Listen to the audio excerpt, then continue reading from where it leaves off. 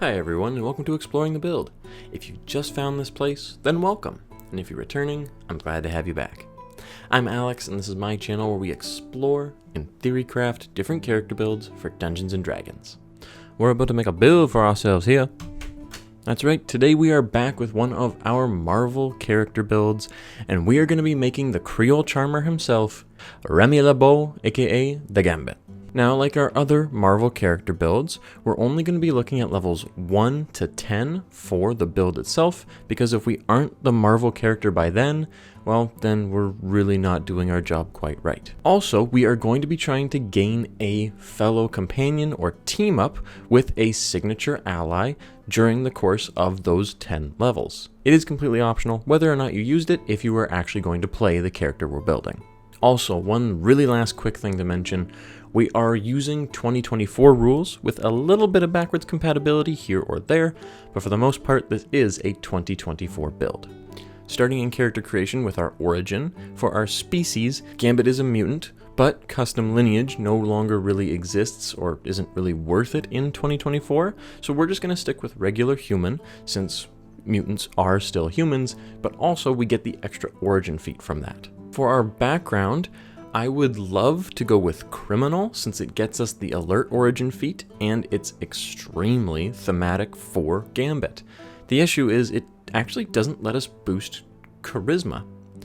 So instead, we're going to take a custom background, we'll call it criminal, and with that custom background, we're going to pick up the stat boosts we want, which is a +2 to charisma and a +1 to dexterity. We'll take the alert origin feat as well, and we'll still flavor it as just the criminal background. As far as our second origin feat goes from being a human, we're going to take Magic Initiate Druid. Magic Initiate Druid allows us to have 2 cantrips and 1 spell that we can cast once per day for free from the Druid spell list. The cantrips are what we care more about, though the spell can still be a pretty important pick, depending on whether you're going for mechanical power or flavor. Either way, I'll leave the spell up to you, but for the cantrips, we definitely want Shillelagh and, with backwards compatibility, Magic Stone. We want these because Gambit has 2 primary methods, 2 primary weapons that he uses to attack. One being a staff, and the other being the charged cards. I'll talk more in depth about how Magic Stone is going to reflect those charged cards in a second, but just know that that's what we're going with. Also, we are using Charisma as our spellcasting ability for those cantrips and the Druid spell. Speaking of Charisma, as far as the stat breakdown for the build goes, we're going with a +2 to Charisma off the bat and a +1 to Dexterity from our custom background. We're going to wind up with the following array of ability scores. We want 8 Strength, 15 Dexterity, 14 Constitution, 10 Intelligence, 10 Wisdom, and 17 Charisma. Starting off the level breakdown now, we are again only looking at levels 1 to 10, but we'll start with level 1, and we are a Rogue. As a Rogue 1, we're going to gain Expertise, Thieves' Cant, Sneak Attack, and Weapon Mastery. Thieves' Cant is just a nice feature as it is an extra language. Expertise will probably put into Stealth and Sleight of Hand, since those are the very useful and thematic dexterity skills for us. But we are the Creole charmer, so we could actually swap one of these for either Persuasion or Deception if you wanted to become more of a face character instead. For weapon masteries, we are going to take the weapon mastery for the sling as well as the quarterstaff. And to answer why we're talking about those two, let's also talk about sneak attack. For the quarterstaff and topple, that's cut and dry. Gambit does use a quarterstaff, and it really has no way to get sneak attack, so the way we are acting as empowering our staff is by using the Shillelagh cantrip. For Magic Stone though, as well as our charged cards, I personally think Magic Stone is perfect for reflecting that ability. Magic Stone allows us to turn 3 mundane stones into actual viable weapons. Now, the issue that some of you might have with that is that you cast Magic Stone on stones, not playing cards. However, given that the stones don't have a minimum weight value or a minimum gold value either, I think it's fair to say that they are pretty well interchangeable with 3 cards from a set of playing cards. In my experience, most times people have cast Magic Stone, they've just grabbed 3 stones off the ground and immediately cast it on them, so they have essentially made any sort of component of the spell completely negligible. And I think it's fair that if we actually put a little bit of money investment into buying a deck of playing cards, we should be able to cast Magic Stone on those playing cards and actually charge these cards. It's a bonus action every 3 attacks if we're consistently using it, so I think that's a fine enough compromise, even if it's not 100% accurate.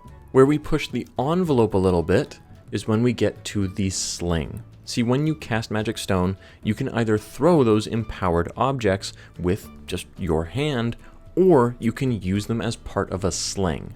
Because the sling is a ranged weapon, it would allow us to trigger sneak attack. Gambit does not use a sling, I am fully aware of that. However, what I would like to do is use the sling, but reflavor it as us just throwing the card in such a way that we can get sneak attack to trigger. We would still mechanically be using a sling for the purposes of how many weapons we have in our hands. For the purposes of this video, I'm going to say that we use the sling, but reflavor it as us throwing the card really well. That way we can charge the card from Magic Stone, but we'll also charge it from our sneak attack, passively increasing as we level up. Going up to level 2, we are a Rogue 2, and here we gain Cunning action, so we can now dash, disengage, or hide as a bonus action on our turn. That's pretty nice, but it's really all we get.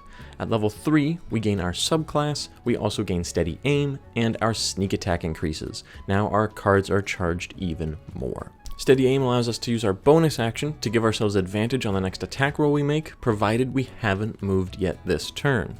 Or if we have moved, then we can't use it because this is going to set our speed to 0. This can be good if we want to just throw a card and do nothing else on our turn, but we need to set up advantage for the sneak attack. Also at level 3, we gain our subclass, and of course, we are going Thief. Remy is an ex-thief who worked with the Thieves Guild before joining the X-Men, and as such, we should definitely be a thief too. As a thief, we gain fast hands, so we can use the utilize action as a bonus action. We can make a sleight of hand check as a bonus action as well if we need to, or we can use a magic item that would typically require the magic action as a bonus action instead. We also gain second story work, which gives us a climb speed equal to our speed, and our jump distance is now based off dexterity instead of strength. That's some okay mobility in combat, but some really nice utility outside of combat. At level 4, we are Rogue 4, and here we're going to take the feat Polearm Master.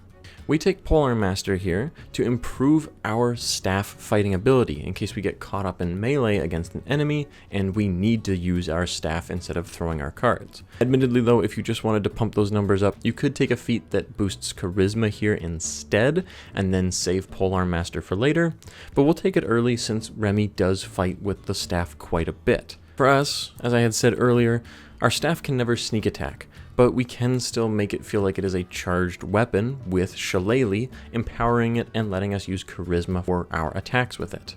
On top of that, with Polearm Master, we now have a reaction strike we can take when an enemy moves in our reach. Since the sling is a one-handed range weapon, we can have the staff in our offhand, ready to use that reactive strike at a moment's notice. Plus, when we take the attack action, and if we do attack with the quarterstaff, we can make an extra attack as part of the bonus action. It doesn't benefit from Shillelagh because this bonus action says specifically that it is a D4 for our damage die.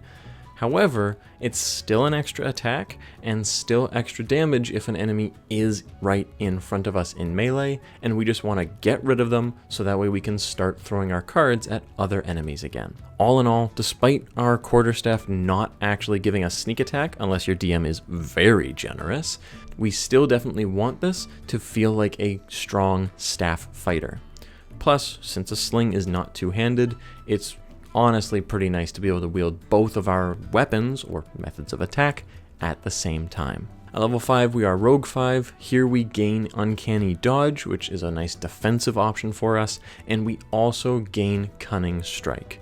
Cunning Strike allows us to sacrifice some of our sneak attack damage in order to add other effects onto our sneak attacks as well. We have Poison, Trip, and Withdraw right now. None of them are super flavorful for Remy, but for what it's worth, they are some nice debuff / control options if we need them. Going up to level 6, we're going to stop the levels in Rogue now and start going up Fighter. With Fighter, at Fighter 1, we're going to gain Second Wind, as well as more weapon masteries, though we don't really need any more. And we're also going to gain a fighting style feat. For the fighting style feat, you could take Defense if you just want to be a little bit more defended. However, Archery does technically work with our Sling. It's a little bit cheesy given that we're reflavoring this as us throwing the card instead of shooting the Sling itself. So that might be a non-starter for you or your DM if they want to be extremely strict to the rules and say that if you're using Archery, you're using a Sling, which isn't what Gambit does, and all that sort of stuff. So if you're not going to take Archery for the +2 benefit on your attack rolls, then I definitely would recommend Defense instead to just be a little bit more protected. Going up to level 7, we are a Fighter 2, and here we gain Action Surge as well as Tactical Mind. Action Surge is pretty nice for a utility option. Tactical Mind, on the other hand, makes us a very good skill monkey, as we can now expend uses of Second Wind to aid some of our skill checks. We're already really good at some things thanks to expertise, but with this, now we'll be pretty good at other things as well. Going up to Fighter 3, it's time to pick our Fighter subclass, and here we have a couple different options. Like I said in the concept, this is a Marvel build, and we want to try and get that signature ally Marvel team up. For us, of course, we want Rogue.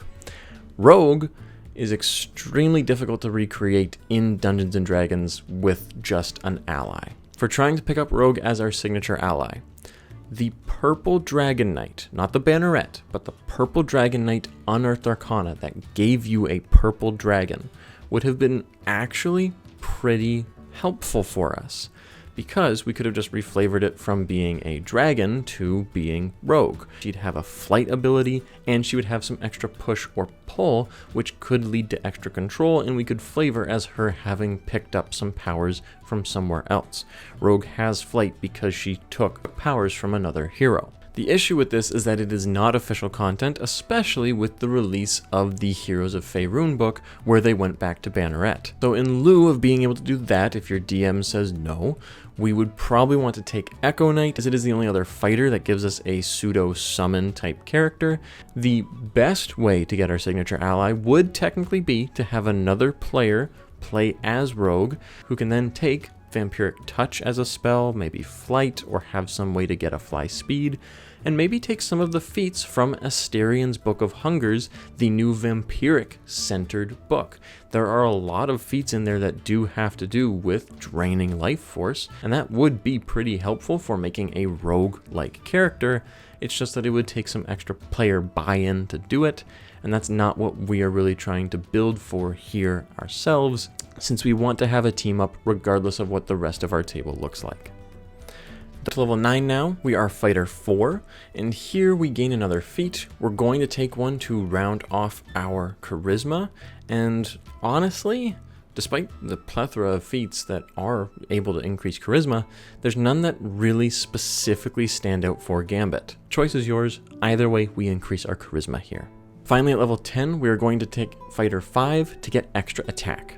Shillelagh improves, or in our case, charges our staff, but we still have to take the attack action to use it.